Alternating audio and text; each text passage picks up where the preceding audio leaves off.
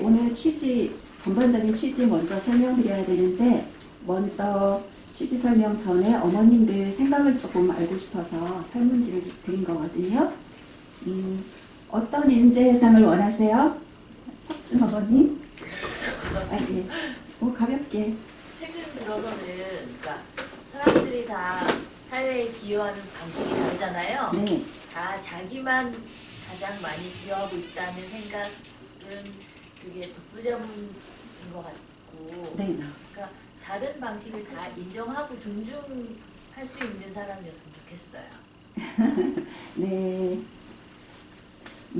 배려있는 인간상. 네, 그러니까 원하시는군요. 다른 사람들이 추구하는 옳다고 생각하는 것들 포용할 수 있는 사람이었으면 좋겠어요. 네. 세상을 포용하고 배려하고. 다른 사람들하고 그래야 같이 팀워크도 할 수 있는 것 같아요. 네. 그러려면 일단 자기 자신도 좀 능력도 있고 여유가 그렇죠. 있어야 되겠네요. 네. 그렇죠? 예. 좋습니다. 혹시 당장 제안하는 목표나 미래 목표가 있는지요? 이번 겨울방학 얘기를 했더니 그림을 잘 그리고 싶고 예고 한번 도전해보고 싶대요. 네. 먼 미래 목표는 혹시?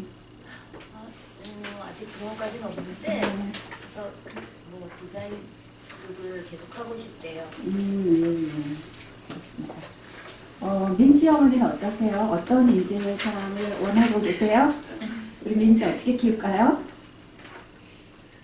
본인이 하고자 하는 일을 조금 능동적으로 흔들림 없이 주저하는 의견을 흔들림 없이 잘하는 사람이었으면 좋겠고요.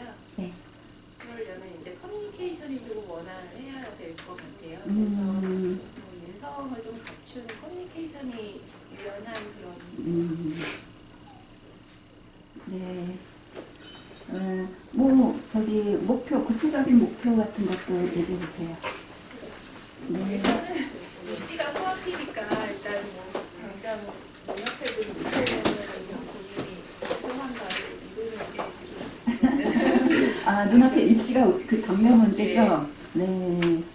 진학, 그죠? 네.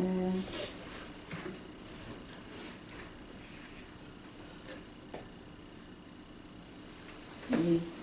원희 어머니는 어떠세요? 저는 이제 시대 흐름에 네. 유연하게 대처할 수 있는 능동적인 문제가 됐으면 좋겠고요. 네.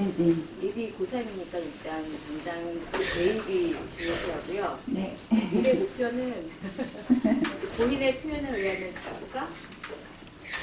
너무 이제 좀 광범위하긴 하나. 네, 아니요. 그거 중요해요. 그리고 예. 3번은 학업과 실기를 병행하면서 일단 네.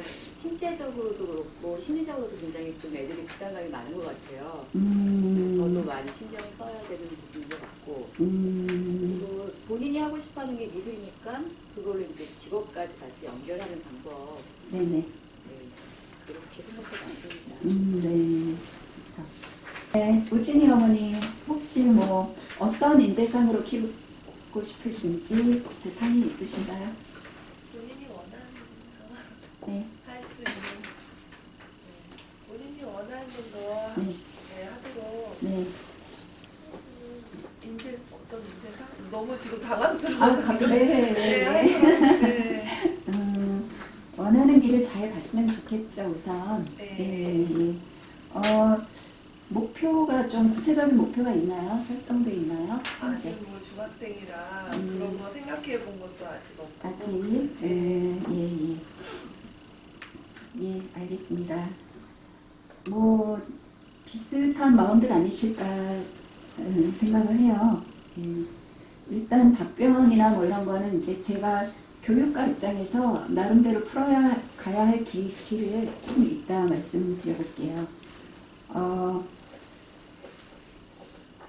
혹시 가장 고민되는 문제 뭐 이런 거 원희 어머님이 말씀하셨는데 심신의 문제가 사실은 학습을 하는데 알게 모르게 아주 무의식 중에 베이스에서 흔드는 그 문제가 되기도 하거든요. 학습 자체를 할 수 없게 만드는 그 요인들이 심신의 문제 속에 더 이렇게 그런 뿌리가 있더라고요. 접해보니까 그런 게 있고 미래 전망에 대해서 어머님들께 질문을 다시 드려볼게요. 지금 현실적으로 준비하고 있는 게 아이들이 앞으로 살아갈 미래를 지금 준비하고 있다고 생각하시는지, 지금 그대로 직결되고 있나, 그런 거는 어떻게 보세요? 한번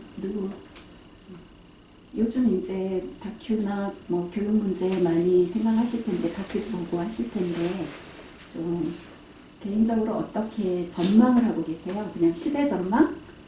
얘네들이 성인이 돼가지고 뭐 일을 해야 될 거 아니에요? 대학을 졸업하면. 그래서 대학도 가는 거잖아요. 그 준비로. 가서 사회 나왔을 때 얘네들이 접할 사회는 어떤 사회일까? 무슨 일을 어떻게 해야 될까? 그런 전망을 좀 한번 말씀해 보시겠어요? 민지 어머니 지금 사회활동 하시잖아요. 예.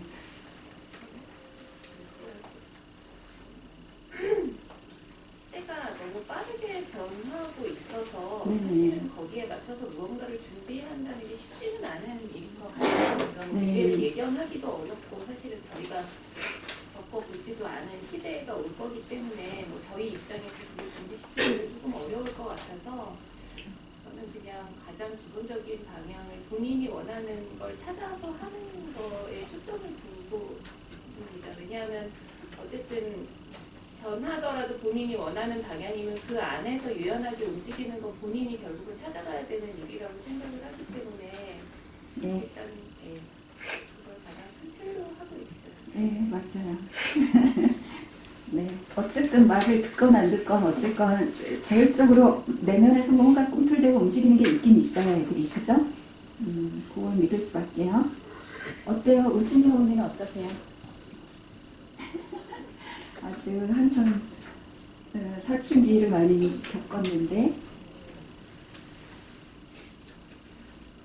모르겠어요. 여기 원을 선택한 것도 그 본인이 선택한 거고 항상 존중해 주려고 노력은 하거든요.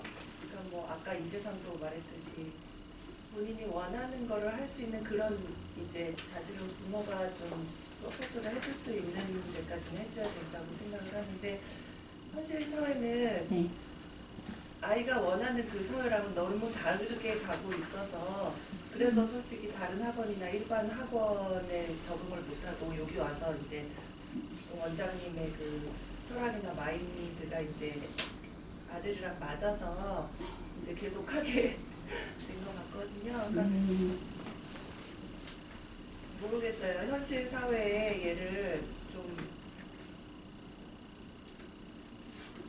질문이 뭐였죠? 질문이 뭐였죠? 이 아이들이 네. 접하게 될 미래를 어떻게 전망하시는지, 그리고 지금 현재 이렇게 애들이 미래를 준비하고 있잖아요. 교육을 받으면서. 근데 그게 미래를 지금 차근차근 준비해 가고 있다고 믿음이 가는지 뭐 이런 거. 미래 전망을 이제 현실과 이렇게 대입시켜서 한번 말씀해 보시라는 거죠.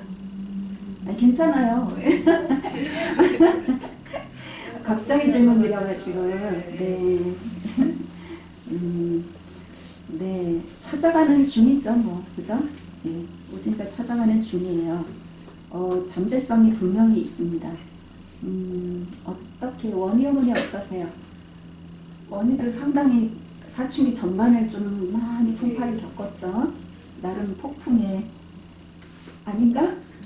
아니, 너무 당연한 그 과정을 겪었다고 봐요. 재미있게. 그래도 다행인 게 원희는 본인이 하고 싶은 게 뭔지를 알아요. 그러니까 요즘 애들이 뭐 하고 싶은 것도 별로 없고 이렇게 하는데 일단 본인이 하고 싶은 게 있으니까 네. 거기에 대해서 이제 아이디어가 있는데 다양하게 자기가 표현할 수 있는 거. 네. 세심함도 필요할 테고 인간적 후행도 필요할 거고 뭐 독서도 좀 깔려 있어야 될 거고 그렇게 일단 하면서 네. 네. 우선 그렇게 본인이 원하는 것 중심으로 네. 지금 이렇게 포석을 깔아주려고 하시는군요. 네. 그럼 그게 당장의 그 대입시라든가 이런 코앞에 닥친 문제와 직결이 되고 있다고 생각하시나요?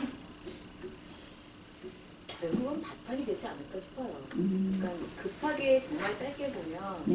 지금 저기 뭐 독서고 뭐야 무조건 이제 수능과 실기만 미친 듯이 해야 되는데 네. 그거라기보다는 좀 이제 대학교를 가서도 네. 저희가 딱 한정된 시야가 아니라 좀 넓게 다양하게 볼 수 있는 기반을 지금 넓게 깔아주는 게 아닐까라는 생각을 했어요.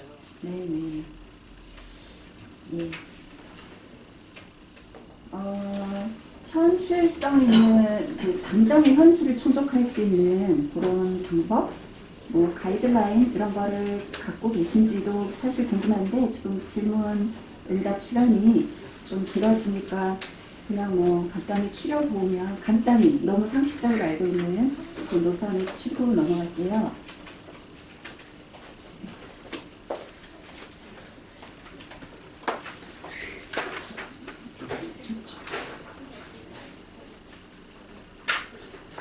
그냥 국내 진학의 경우가 있고요. 가장 대표적으로 거의 뭐 90%가 이렇게 택하고 있죠.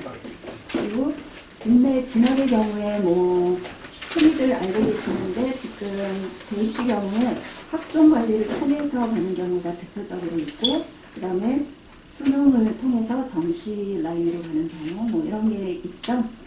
그냥 단순하게 보면 그리고 학종 같은 경우 선택하는 아이들은 어떻게 보면 좀 종합적으로 뭐 이것저것 학교 생활에 잘 적응하면서 다양한 활동을 이렇게 하면서 그렇게 가는 케이스 뭐 그런 경우가 꽤 많이 이제 속하는 것 같고 그리고 감당을 좀 하는 애들이 많이 그걸 택하는 것 같고요. 그 다음에는 이제 일부 분야, 특정 분야에 이렇게 좀 선호도가 강하면서 그 재능을 보이는 아이들 뭐 일부 중심으로 이렇게 주변군을 가지치면서 쫙 가는 경우는 아무래도 정식 쪽으로 많이 이렇게 하고 있죠. 네, 수능 준비하면서 내신을 약간 포기하는 아이들도 많고 뭐 그런 두 개의 라인으로 흘러가고 있어요. 반반이라고 보여져요 현재. 그리고 그런 경우는 이제 미술 경우에는 어떤 특정 기법을 잘하는 아이, 미술 정말 다양하거든요. 표현 방식이. 특정 분야, 그리기를 좋아하는 아이, 또 다양한 작업을 좋아하는 아이, 뭐 이런 성향에 따라서 뭐 학교 라인을 좀 선별해가지고 이렇게 어디 지망할 수 있는지 그런 라인을 설정해 주는 거, 이런 게 이제 지금 미술 쪽에서 필요하고요. 네, 그런 거 지금 대부분 알고 계시는 방법이라 보고요. 그 다음 코스라고 보고요. 유학의 경우가 있죠. 아이가 학교 공부나 이런 게 정말 좀 부적응? 별로 관심을 안 보여서 이렇게 싫어하는데 잘 그 성취가 낮은데 그 대신에 자기 전공 분야 어떤 부분에 소질을 많이 보이고 또 그런 면에서는 자율성, 자발성을 보이고 하는 경우 좀 인터뷰 소양을 키우고 해서 유학 같은데 또 작품 포트폴리오 준비해서 유학 같은 데로 이렇게 좀 선택하는 경우도 있고 그렇죠. 그리고 또 아이 성향이 독특해서 특정 공부만 잘하는데 우리나라 입시 체제랑 너무나 다른 그런 면모를 보이는 아이가 있어요. 그래가지고 우리 현지 같은 경우는 고모님이 뭐라고 하시면 고모님이 가이드인데 아니 좋은 얘기예요. 우리나라 대입시 뭐 이런 것보다는 현지가 워낙 만화 그리기 좋아하고 만화 보느라고 일어를 저절로 습득하고 있거든요. 그러니까 일본어랑 애니메이션 이런 거를 좀 잘 안내해서 아예 일본 쪽에 그냥 휙 가서 대입시도 아니고 일본의 그 좋은 교육기관이나 이런 전문 그런 도제제도 이런 기관도 있잖아요. 그런 데 가서 아예 그거 기능을 키워줘가지고 그쪽으로 살게 해주고 싶다. 아예 그렇게 선택하는 경우도 있거든요. 독자적인 게 있죠. 또 요즘엔 뭐 유튜버 활동하면서 어린애들도 굉장히 많은 조회수를 얻어내면서 뭐 경제활동을 하더라고요. 자기 장기를 발휘하면서 그게 폭발적으로 움직이고 있으니까 요즘에 그렇게 좀 다양한 코스가 있는 것 같아요. 그런데 제가 이제 마지막으로 질문 이렇게 띄우고 싶은 거는 이런 정보들이 많은데 그거에 대한 지식도 되게 많은데 이런 경로들이 과연 지금 진학을 결정적으로 근본적으로 잘 도와줄 수 있는지 해결해 줄 수 있는지를 질문드리고 싶어요. 충분 조건입니다. 그러니까 정보는 필요하고 뭘 알아야 길을 정하니까 필요한데 그게 아이의 어떤 성장, 아이 자체의 그런 가지고 있는 잠재성을 발현시키는데 결정적인 도움을 주는가. 그거를 그 실력으로 키워가지고 정말 도전하는데 성공시키는 힘이 되는가. 그거는 좀 아닌 것 같죠?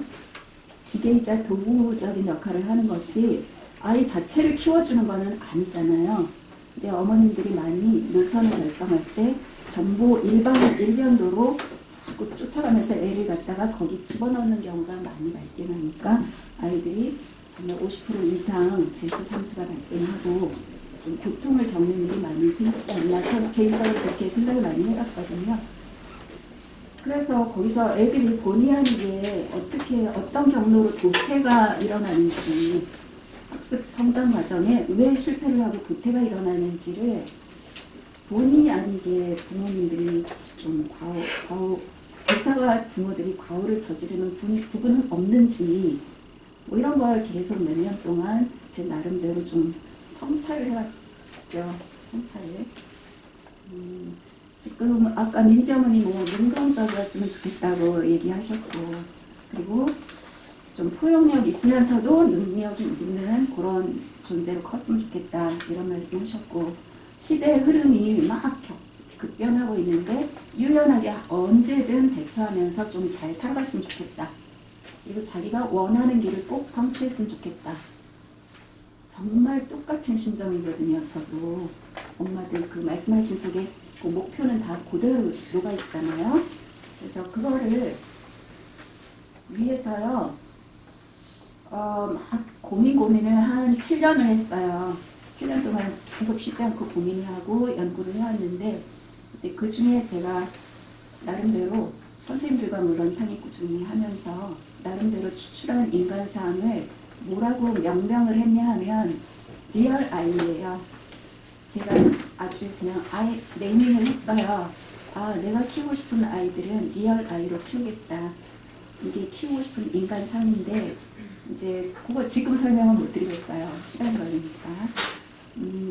어쨌든 총체적인 그 아이가 갖고 있는 모든 총체적인 걸 발현시킬 수 있는 인간상이고 그 다음에 유능해야 돼요. 2, 3노만 펼치는 거는 생명이 없다고 생각이 돼요. 그래서 유능한 인격체로 키우고 싶은 거예요. 그래서 그게 결론이에요. 총체적으로. 그리고 그렇게 커서 이렇게 다 같이 행복할 수 있는 그 고품격을 누려야 돼요. 다 같이 행복하게 하고 자기도 행복할 수 있는 그런 아주 가장 고품격으로서 좀 존립할 수 있어야 돼요. 그게 제가 어머님들과 아마 같은 심정으로 그거를 추출해낸 그 단어들이에요.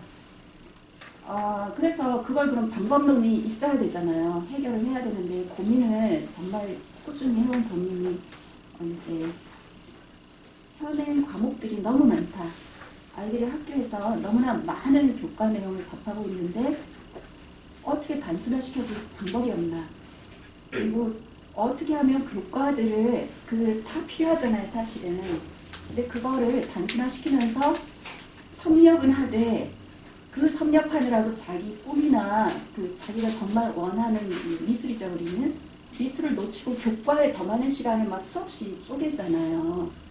그래서 전공 분야를 충실히 꾸준히 탄탄하게 키우면서 세반 분야를 접목시킬 수 있는 방법이 없나.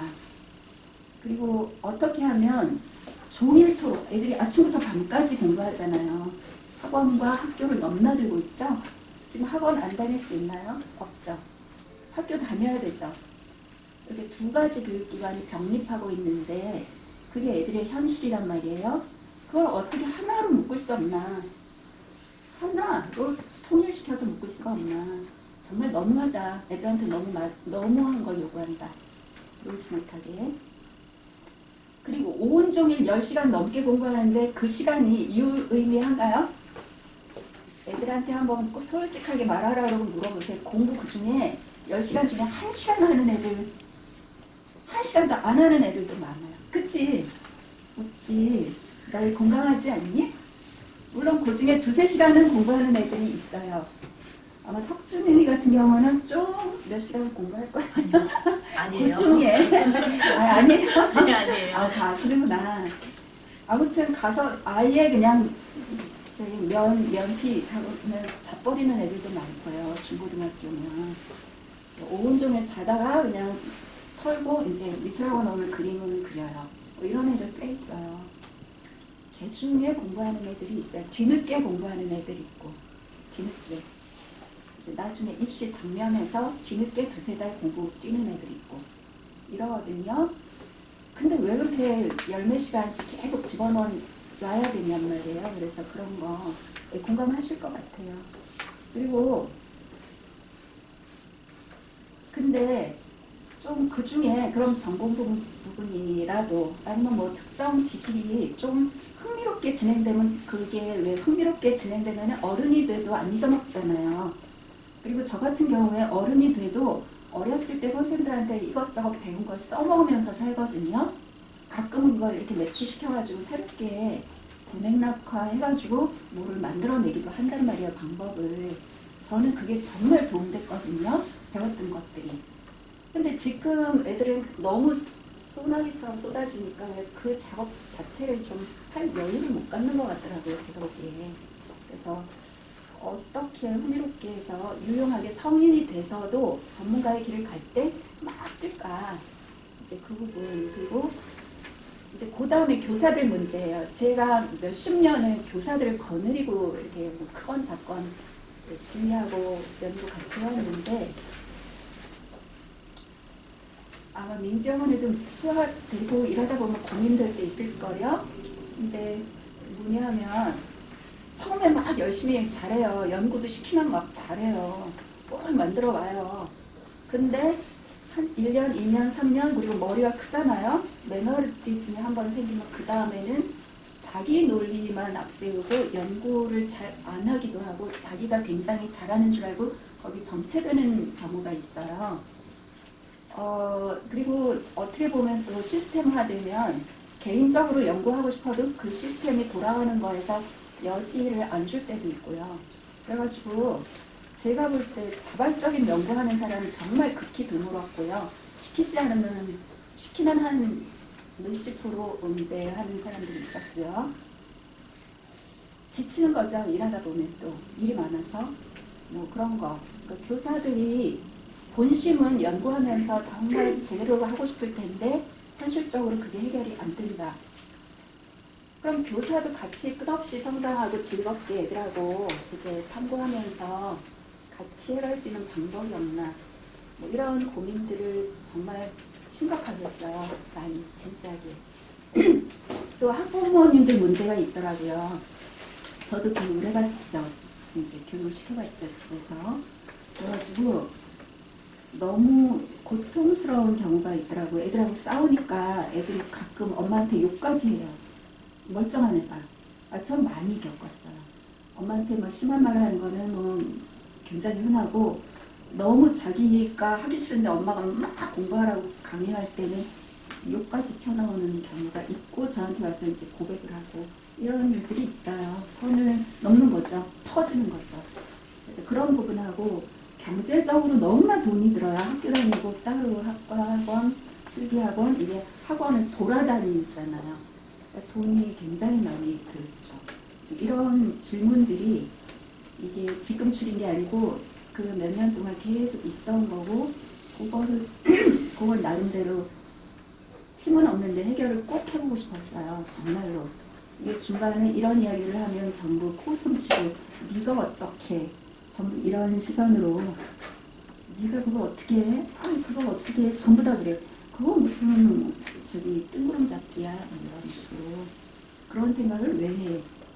이제 무수히 그랬는데 그래도 그리고 선생님들도 그냥 말은 맞지만 이게 공리공론 같으니까 좀 그랬던 것 같고 막 이랬어요. 근데 최근에 교육협의회를 한 2년 끌어오면서 점점 대화를 하다 보니까 선생님들이 공감하고 연구를 하면서 점점 구체화가 되니까 이제는 좀 확신이 되는 사람들이 뭉치게 됐어요.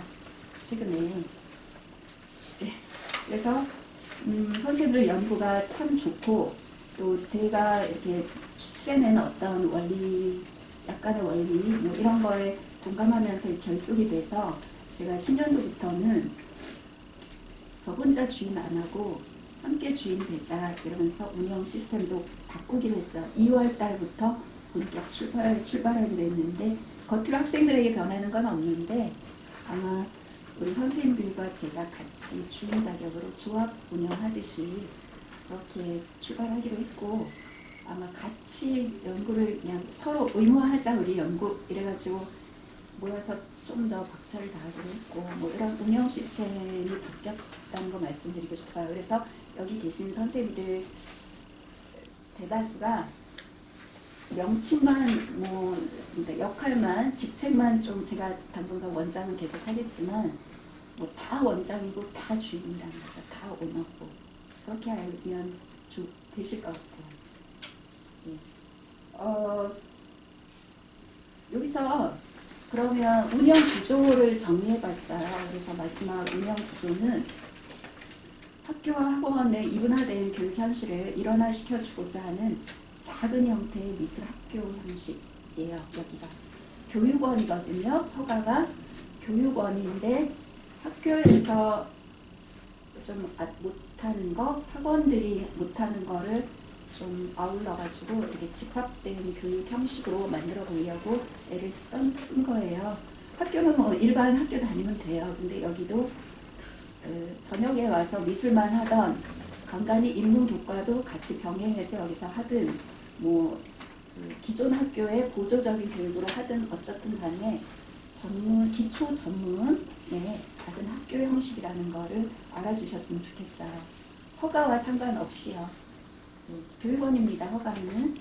그리고 가시적인 목표는요. 그동안에 여기 계속 연구하면서 대화를 해보니까 착각들을 하더라고요. 아이들이. 여긴 입시학원 아니잖아요. 입시정은 아니잖아요. 그러면서 떠난 애도 있어요. 그래서 제가 이게 무슨 얘기인가. 그리고 작년에 어떤 선생님은 아예 애들 저희 입시를 위해서 한 과목을 맡겼는데 입시와 상관없이 자기가 아는 뭔가를 가르치더라고요. 물론 교육 내용은 좋았어요. 현실에서 벗어난 뭐를 하다가 중간에 가시더라고요. 이제 그렇게 좀 착각들을 하셔서 이번에 분명히 얘기하는데 가시적인 목표가 있고 본질 목표가 있어요. 두 가지. 가시적인 현실 목표는 당연히 1순위가 다수가 원하는 대입시 합격입니다. 왜냐하면 최종 코스잖아요. 애들이 그걸 해야만 사회생활을 하니까. 그래서 그 대입시, 성공적인 대입시 코스를 연구한 거고요. 그 다음에 독자적인 전문 진로 그런 것들을 또 개척해 줄 거예요. 2순위로. 아까 현지 예를 들었는데요. 그리고 어떤 경우든 학생 개개인에 맞는 진로 탐색을 해줄 거예요. 요새 흔히 많이 보는데 스카이캐슬 보는데 제가 그거 보고 웃었어요. 우리가 스카이캐슬인데 거기랑 다른 점이 있다고 그랬어요. 선생님한테 웃으면서. 학생 한 명을 위해서 10명의 교사가 우리가 달라붙는데요. 협의를 하는데 거기같이 고액이 아니고 거기처럼 비인간적이지 않고 진짜 우리는 사랑한다 애들. 그리고 정말 우리는 머리 맞대고 연구하는데 참 그중 가장 저렴하다. 그래서 농담 반 진담 반 얘기했거든요. 최근에 그렇게 애들 중심으로 커리를 짜줄 거예요. 개개인의 그거를. 그리고 본질 목표는 어머님들도 아까 말씀하신 대로 잊지 않으시면 좋겠는데 자꾸 중간에 뭐가 애들이 성적이 나쁘면 자꾸만 흔들리시는데 같이 공감하시면 좋겠어요. 잊지 말자고. 그러니까 어려운 조건 하에서도 어떤 상황이 닥쳐도 자신의 길을 끝까지 성취해내게 하자고요. 그래서 성취해갈 수 있는 능력을 꼭 심어주고 그리고 거기에 플러스가 아니라 먼저 선행되는 게 성숙한 품격을 꼭 심어줘야 되잖아요. 그게 성장의 기본이잖아요. 성숙한 품격이 형성되지 않는 게 무슨 성장이라고 말을 붙일 수가 있겠어요. 그러니까 그 두 가지가 목표예요. 그리고 연구 지향하는 그런 키워드는 제가 길어지네요. 빨리. 키워드 방향은 뭐냐면요. 지금 이게 기술적인 건데 최단 코스여야 된다. 중고생 그거를 최단 코스로 이끌어야 된다. 그리고 가장 그 기간에 가장 풍부한 내용을 섭렵할 수 있어야 된다. 지식부터 해서 나중에 모든 그 유추 추상 그다음에 재맥락하는 과정까지 그 사고력을 키워줘야 된다. 그 내용을 담아야 된다는 거죠. 그리고 그 다음에 가장 그 내용들을 그럼 그 넓은 걸 막 바닷속에서 허우적대다 끝나면 안 되니까 가장 긴밀한 연결 방식이 뭐냐. 가장 긴밀하게 이렇게 뭉쳐서 돌아가게 하는 게 뭐냐. 그거를 7년을 고민했다고 해도 과언이 아닌데 최근에 2년 동안 구체화하는 작업을 거친 거예요. 그리고 예, 그 전체를 깨는 거는 가장 단순해야 된다는 거. 그래서 그거를 고민하다가 발견하고 구체화할 수 있었던 게 공통 주제를 찾아낸 거예요. 모든 교과를 꿰는 공통 주제가 뭐냐. 미술을 중심으로 해서 모든 교과를 연결할 수 있는 이렇게 연결이 되게 하는 키워드가 뭐냐. 이거를 찾아내면서 빨리 구체화됐어요. 그래가지고 그 공통 주제를 설정을 했는데 조금 아까 작다는 얘기가 이 공통 주제를 지배하게 된다고 보시면 돼요. 공통 주제를 어떻게 골랐냐 하면요. 첫째는 미술을 중심으로 하면서 그 다양한 교과 과정의 커리들을 어떻게 묶을까 이걸 궁리하다가 공통점을 뽑아내면 되겠구나. 뭐 수학은 수로 풀잖아요. 물리는 어떤 과학적인 실험 내지 그런 풀잖아요. 미술은 조형으로 풀잖아요. 그죠? 언어로 푸는 국어도 있죠. 영어도 외국어 영역이 이제 언어로 또 연결이 되죠. 근데 그 각 과정에서 가장 제각기 다 다른 지식 내용 체계를 갖고 있지만 가장 공통되는 점이 뭔가를 생각을 해봤더니 그게 바로 모든 이 세상의 학문 유형으로 형성되어 있는 그것들의 기조더라고요. 즉 세상이 어떻게 탄생되어서 어떻게 소멸되고 어떻게 연구순환하느냐 그리고 사람은 그 속에 어떤 존재인가 이게 공통 주제더라고요. 그래서 그거를 그럼 분기별로 어떻게 설정할까 해서 찾아낸 게 이제 여기 공통 주제들이에요. 그냥 요거 조금 이따 선생님들이 얘기하실 거니까 제가 말씀으로 드리겠습니다. 최초의 입자로 형상의 그 전 단계에 최초에 발생하는 게 입자겠구나. 그래서 가시화되는 세계의 첫 발이 입자, 그 다음 파동이겠구나. 이런 식으로 이제 툭툭 건져내서 1단계를 입자와 파동으로 잡았고 2단계는 빛과 소리, 이런 어떤 파장 형태로 발생하는 그런 빛과 소리를 잡았고요. 그 다음에 그런 것들이 1번에는 에너지, 뭐 분위기의 변화, 그 인간에게는 감정의 변화 이런 것들이 연계되겠구나 생각했고 그 다음에 네 번째가 재료들이 바탕, 기본 재료들이 뭔가 모든 존재를 형성하는 재료들이 그럼 뭘까 그리고 그 재료를 통해서 형상화가 일어나겠구나 뭐 이런 식으로 가시화되는 단계를 처음에 초기 기본 주제를 잡았어요. 그래서 형상, 그 다음에 형상들이 만들어내는 시공간, 관계성 이런 걸로 쭉 주제를 정해봤고요. 그 다음에 거기까지가 가시적인 세계고요.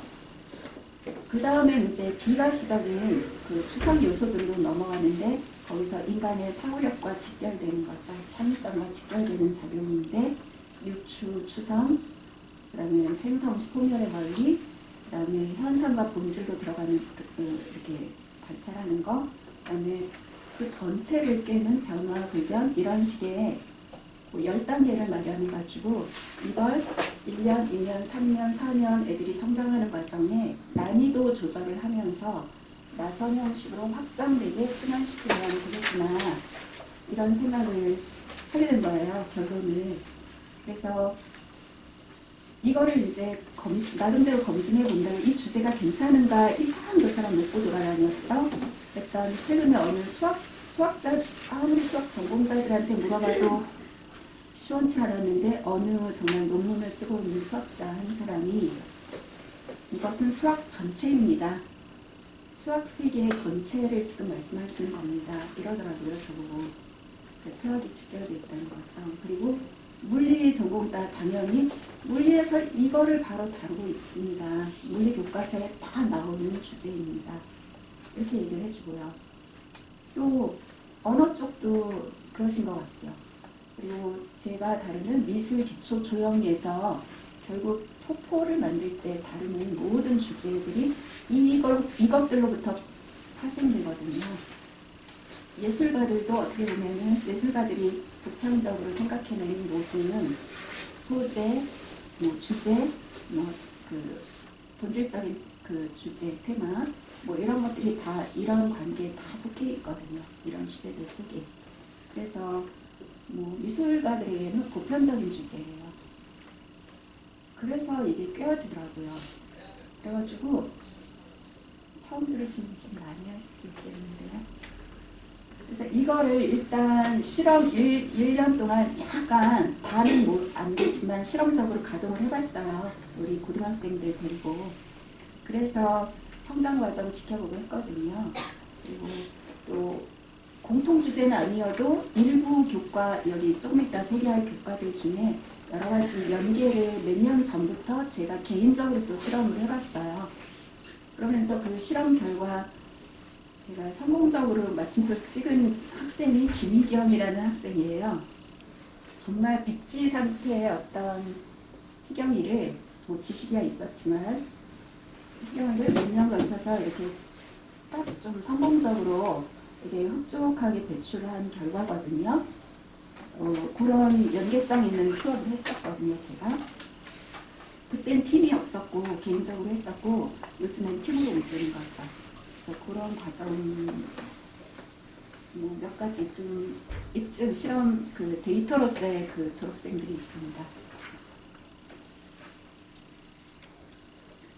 이거를 총체적으로 다룰 수 있다면 그 아까 말한 리얼 아이에 도달하는 게 되겠더라고요. 왜냐하면 통찰이 일어나고 다양한 것들이 이렇게 쭉쭉 날라 들어와 앉아 있는데 아이들 머릿속에서 각 교과 시간에 공통 주제를 가지고 다각도의 지식과 다각도의 원리들을 이렇게 가르쳐주고 내용도 가시적인 내용과 어떤 비가시적인 내용들이 이 과목 저 과목에서 다양하게 일어날 때 아이들은 그걸 무의식 중에 머릿속에서 연결을 하는 사고가 일어나는 게 가능하겠더라고요.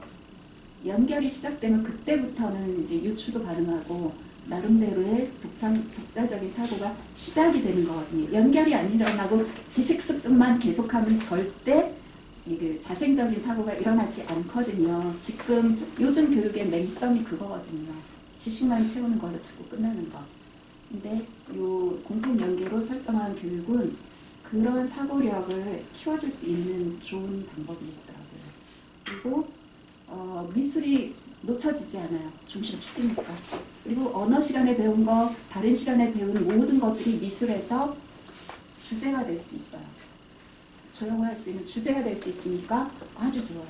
따로 놓지 않아요. 그리고 이런 통합적인 사고 기능이 생기면 제가 가만히 관찰해 보니까 고급한 판단력이 생기다 보면은 아이들 인격도 따라서 성숙하고 질문이 일어나더라고요. 자기 문제에 대해서도. 그게 참 신기했어요. 그러니까 좋은 학습 경로를 이렇게 제공해 주면 아이들이 잘 자발적으로 따라가는 일이 더 많아지는데 그러다 보면 근본적인 그 삶의 문제나 자기 문제 있잖아요. 인간관계의 문제 이런 거요. 그거조차 좋은 질문을 하기 시작하더라고요. 그러니까 인격 형성이 되는데 그게 안 되고 자꾸 지식만 기능적으로 가르치는 현재는 애들 인격이 파탄이 자꾸 일어나는 게 있는 거예요. 맹점이. 그리고 판단도 하고요. 그런 걸 딴 걸로 채우죠. 그래서 그런 것들이 제가 실적 데이터로서는 아직 적지만 몇 년 걸쳐 이렇게 저는 내심 확인을 했거든요. 그래서 제 제자들은 저는 항상 자랑해요. 멋있다고. 제 제자들은요, 그 소위 인류 학교를 갔건 뭐 좀 그보다 이진의 학교를 갔건 상관없이 정말 상관없이 멋있게 크고 있어요. 정말로. 그래서 그걸 자랑하고 있어요, 제가. 그렇고 또 이게 좋은 점이 교사 간에 서로 대화하고 협업하지 않으면 이게 불가능한 시스템이더라고요. 교육이. 혼자만 잘해가지고 되는 일이 아니더라고요. 그래서 이걸 짜는데 큰 하나의 저기 출입문에 붙여놨는데 완성은 아니지만요. 큰 표에 각 교과 선생님들이 자기 짠 걸 쭉 채워넣으면서 그걸 총체적으로 우리가 조율을 하는 과정에 연구 자체가 끝없이 일어날 수 있는 시스템이니까 정체될 일이 없겠더라고요. 그리고 연구 안 하고 게으른 교사는 자동 도태되게 되더라고요. 제가 생각하니까. 그래서 좋겠고요. 또 이런 걸 가지고 이제 어머님들의 문제가 살짝 남아있는데 경제적인 거하고 그 다음에 어머님들의 심리적인 어떤 부분 조금 과연 믿어도 될까, 아이를 믿어도 될까 하는 어떤 그런 부분들에 대해서 좀 상담 체계가 어머님들을 무슨 뭐 교육의 대상으로 본다는 게 아니라 소통의 어떤 통로를 좀 원활하게 만들어야 되겠구나. 알면은 애들을 의심하지 않고 애들을 믿어줄 수가 있는데 안 보이니까 끝없이 의심들을 하시더라고요. 여기서 분명히 10시간을 엄청나게 열심히 하는데 저한테 상담하러 오시면 대부분이 우리 애 왜 그렇게 공부를 안 하는지, 늦게 일어나는지, 우리 애 정말 말 안 들어요. 너무나 부정적인 멘트를 많이 하세요. 그럴 때마다 제가 변호를 하게 되더라고요. 그렇지 않다고, 그렇지 않다고. 얘가 아직 방황 중이라고. 뭐 이런 얘기 그렇게 하게 되는데 그런 거는 아직 좀 학부모님들과의 소통 방식은 좀 더 연구를 해보려고 합니다.